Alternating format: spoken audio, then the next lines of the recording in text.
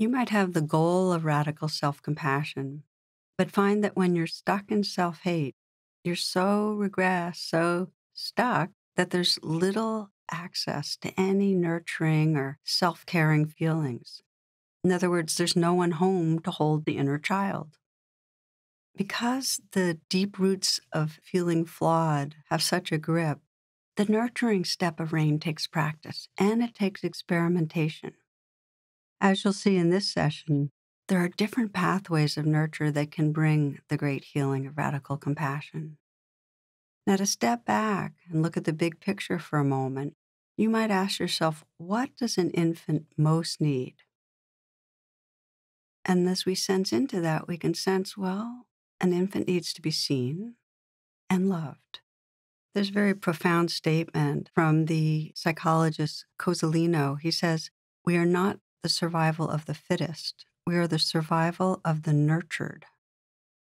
And if we're not really seen and loved, we have great difficulty connecting with ourselves, with others. And what we need, and this is a term that I found really useful, is spiritual reparenting. In fact, most all of us need it. And spiritual reparenting comes in the form of rain.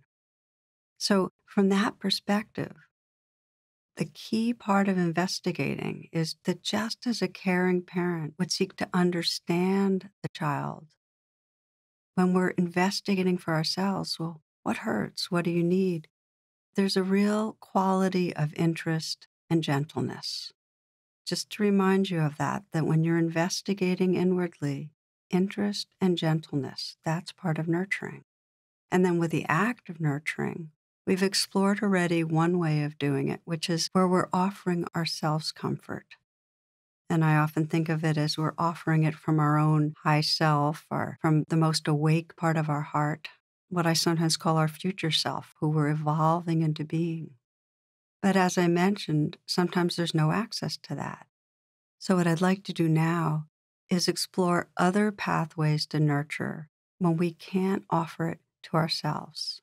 And the main other pathway is calling in caring support while we're meditating from a larger domain. In other words, in some way, remembering a source of love in the bigger universe. For one vet that I was working with who had been traumatized in Afghanistan, he would practice meditation but feel really just caught in self-hatred. And there was no way that he could offer kindness to himself. But then what he would do is he would call on Jesus and he would imagine the light of Jesus around him and that presence surrounding him. And that's how he would feel held. For myself, I'll give you an example from my own life. When I couldn't offer compassion to myself, I was after the holidays one year, I went to a retreat and I immediately found myself filled with regret for not really showing up and being present with my family. I'd been really busy and preoccupied. Well, I tried self-compassion. First, I recognized what was going on and I allowed it and I investigated in my body and I tried to nurture myself. But there was this deep sense of, no, this is unacceptable. It's bad. So I couldn't nurture myself. And instead, I felt this deep longing in me that was reaching out to the universe saying, please love me. Please love me. And I actually whispered those words to that presence that's larger than myself. And I felt this sense of this field of loving presence that was around me. And I actually imagined and sensed I was being bathed by it, that field and that presence was touching me or kissing me on the brow. And gradually everything melted or dissolved into that loving presence. That was my pathway to nurturing, calling on that larger source. Then after the rain, I could just rest in that presence. I could feel that calling on something outside me was a bridge because really that loving presence is my essence, but I was just in a place of forgetting. Now, as you listen, you might sense, well, what are the sources of love that you might call on?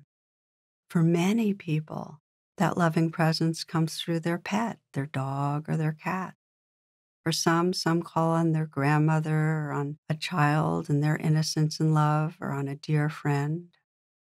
Some call on a spiritual teacher or healer, or some call on the natural world, trees, plants. Some call on a kind of formless sense of spiritual presence, as I did. It's an experiment. Once you call on a source of loving presence, just imagine and sense either being touched or held, the words that might comfort you, and let in the healing. Learning this step of nurturing, either offering to ourselves or calling on an outer source, is absolutely essential in the process of healing. And when there's been trauma, when we've been overwhelmed by trauma, it's important to know that you don't have to keep the order of rain. In other words, rather than starting with recognizing and allowing, really the practice that's going to help is nurturing, to emphasize some form of nurturing. And only when it becomes safe enough, then to start moving through the steps in their sequence. Because when we've been traumatized, the priority is feeling safety and love first. When we've experienced trauma in our lives, the nurturing becomes particularly important, and so important that rather than keeping the sequence of rain as I've outlined it, really it's best to start with nurturing, some form of nurturing. And only when we become safe enough do we then move through the steps. Because the very nature of trauma is that until we feel some level of safety, we're not really going to be able to fully contact the experience that needs healing. Let me give you an example of this. Some years ago, a woman I was working with told me that her adult daughter had asked her to come into therapy with her, and during the therapy sessions revealed that her stepfather, this woman's ex-husband, had abused her repeatedly when she was a teen. And this woman had been drinking at the time and was clueless. And this set her off into a spiral of rage and shame that was really unbearable. She became suicidal. So she went to see a Jesuit priest who had actually been a teacher of hers in graduate school and sat with him and told him what was going on.